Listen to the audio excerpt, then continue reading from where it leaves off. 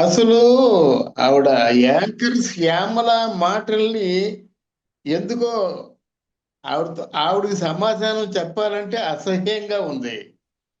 Pawan Kalyan కనబడలే sorry Pawan Kalyan కనబడలేదు అని చెప్పే ముందు కొడాలి నాని కనిపిస్తున్నాడా?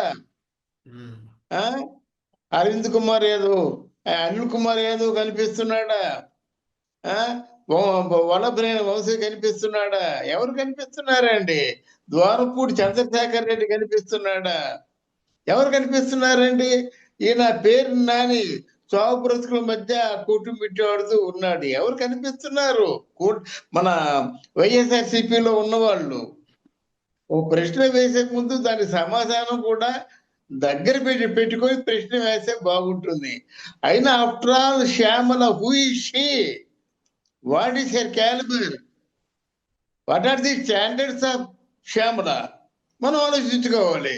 ఎవరో స్క్రిప్ట్ రాసిస్తే ఆ స్క్రిప్ట్ ని చదివేసి ఆవిడ అంటే పవన్ కళ్యాణ్ ని ప్రశ్న వేసే అంత స్థాయి ఉంది ఆవిడకి. అసలు ఆవిడ ఎవరండి?